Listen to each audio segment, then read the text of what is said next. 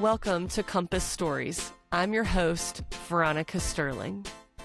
And my work is centered on helping people who are in the middle of disruption rediscover meaning, strengthen connection, and move forward with courage. I do this through speaking, sharing experiences, and storytelling. I'm grateful that you've joined me for a conversation today. And if it resonates with you, I hope that you will share it with someone else in your life. Thanks for being here. Listener, I am on the loneliest road in America.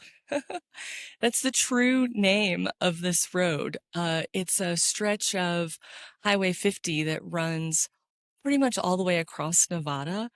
And I think in the 80s, Life magazine said that this road was desolate and so isolated that travelers should beware of ever coming down the loneliest road in America.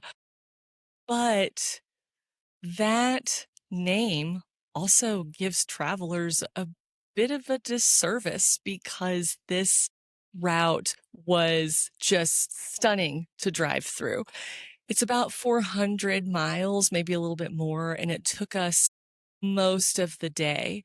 There are 17 mountain passes, and every time we go up and then come back down into a valley and up again, it seemed like the landscape changed just a little bit. So we saw giant sand dunes, a dry lake bed, sagebrush just dotting the ground everywhere. And the mountains were different. Some of them are volcanic rock. Others are limestone that's from ancient seabeds. It really is pretty spectacular. This area is all part of the Great Basin, and Great Basin National Park is what brought us to this location today. I'll share one more fun fact about the Loneliest Road. It is part of the historical Pony Express route. And I guess I've always known, like if I really think about it, I've known that the Pony Express would have been dangerous.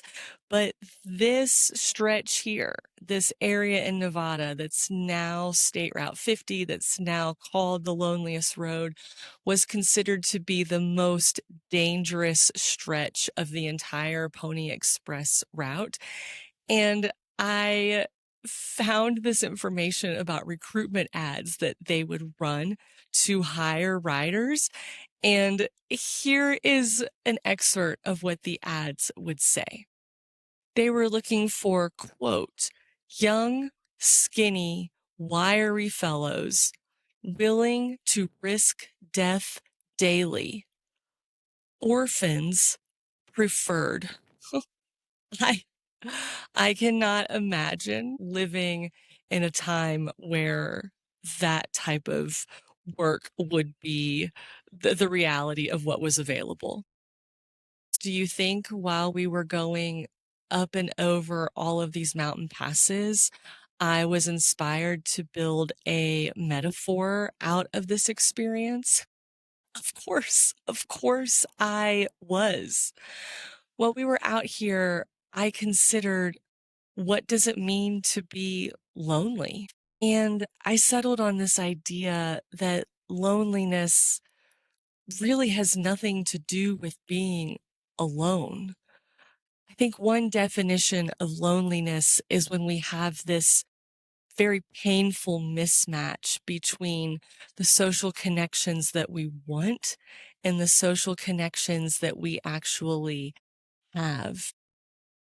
And I want to offer a little bit of a different perspective on loneliness today, because I think there's a part of it that's not talked about enough. And that is that sometimes when we are in a season of loneliness, there is our own personal accountability that we have to consider, our own contribution to the disconnect that's taken place.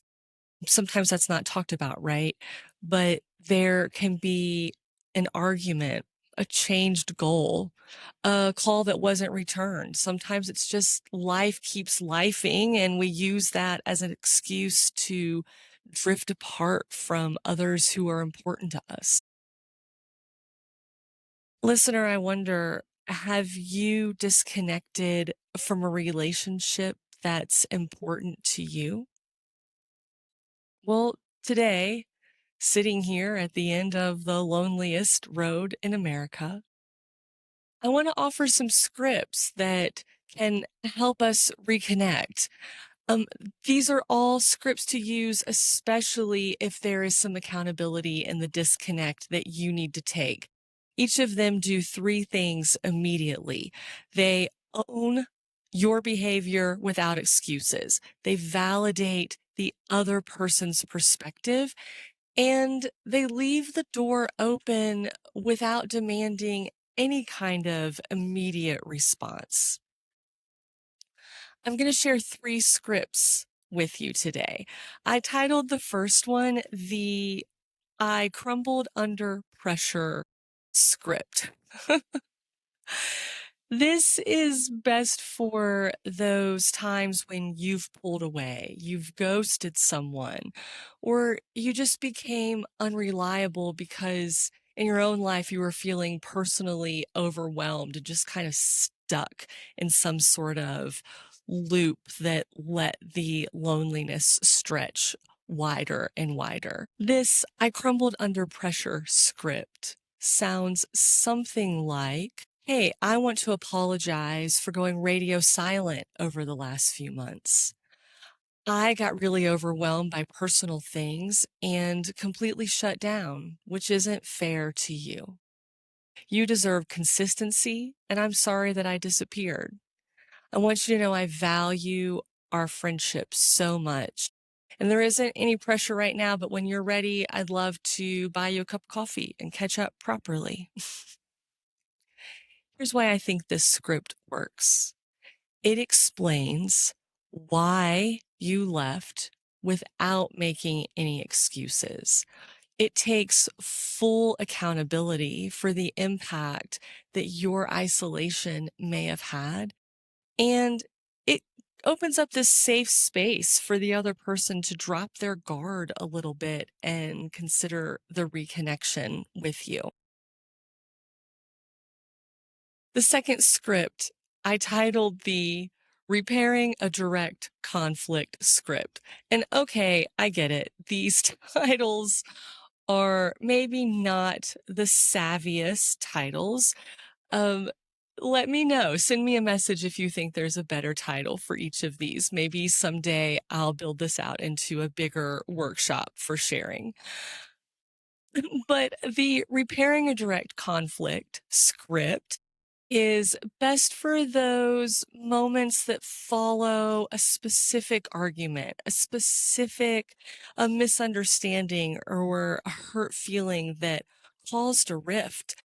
And then over time, that rift just opens up and there becomes space for a huge wall to get built into it. These are difficult connections to repair sometimes. And I think the script sounds something like, hey, I've been doing a lot of thinking about how things left off between us.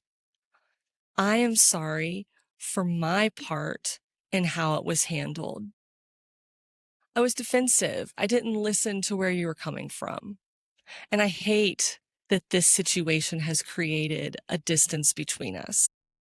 And I don't expect to fix things overnight, but I want to apologize and I'd love to listen when you're open to talking again. I believe that a script like this works because, first of all, it doesn't relitigate the past or put up some argument about who was right. It's just words that are focusing entirely on your reaction and on your desire to be available to listen. Uh, This kind of position can dismantle that threat that reconnecting is just setting up the terms for round two of the argument. I think what's, again, really important here is the ownership of our own role in the disconnect and the openness to be available to listen and reconnect when everyone else is ready to do the same.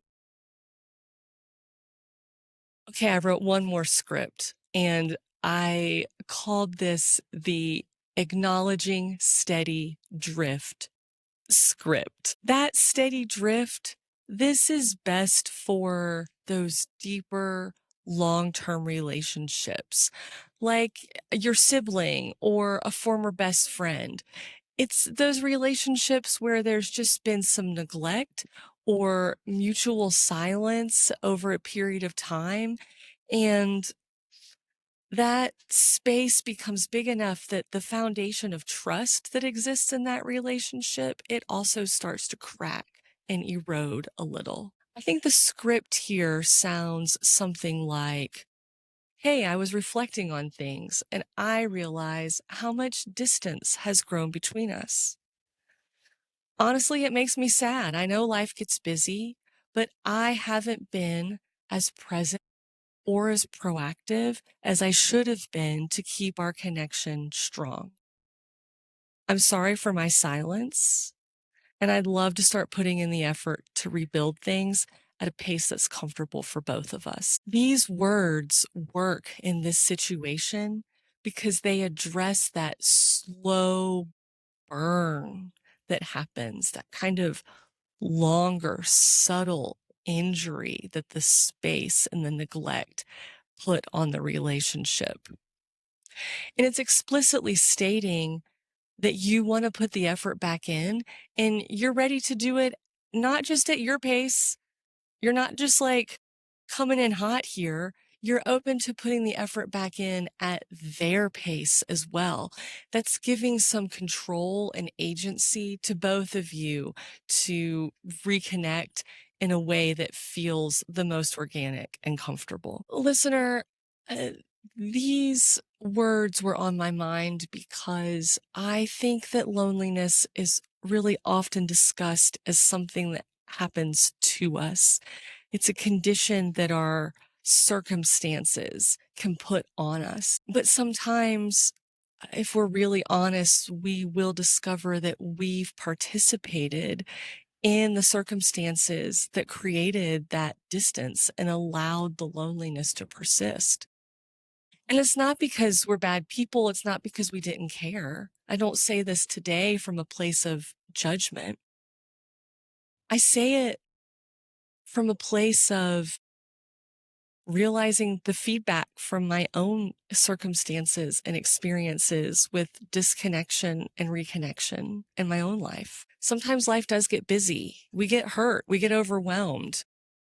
We avoid the difficult conversations that we know we need to have. The devastating part here is that we do this and we assume that there will always be more time to circle back for the repair. But if we aren't careful, one day we'll look up and realize that time is no longer available to us. I think the good news here is that relationships aren't built on these big, giant acts, right? And they're not repaired that way either. I like to say that in relationships, we all have a trust fund and we build our relationships by making deposits little by little over time into that trust fund. Those deposits are these small acts of courage. It's just one text message, one phone call, one apology or honest conversation that starts to move us closer to one another. So I'm going to close this today, listener, with a challenge for you. Before your head hits the pillow tonight, think about a relationship that really matters to you and ask yourself, have I contributed to the distance that exists between us? And if the answer is yes, I want to challenge you to choose one action to make that deposit, to take that step forward. You can use one of these scripts if you're struggling to find the right words. The scripts are in the show notes. The entire transcript here is in the show notes. So you don't have to memorize them today. You can come back to them whenever you're ready. And if this episode brought someone specific to your mind, then I'll invite you to consider sharing it with them. Maybe they are going to need one of these scripts someday too.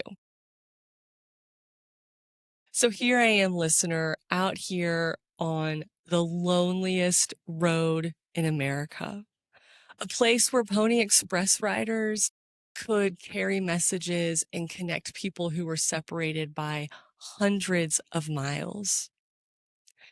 We have the ability to make our connections happen almost instantly.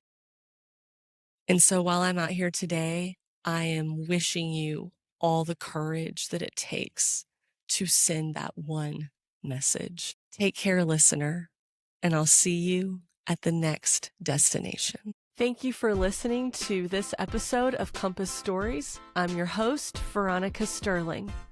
And if you've enjoyed this, please subscribe to hear more and share it with others. Thank you for doing so. That's really helpful for me. To learn more about my message and connect, you can find me at www.veronicasterling.com.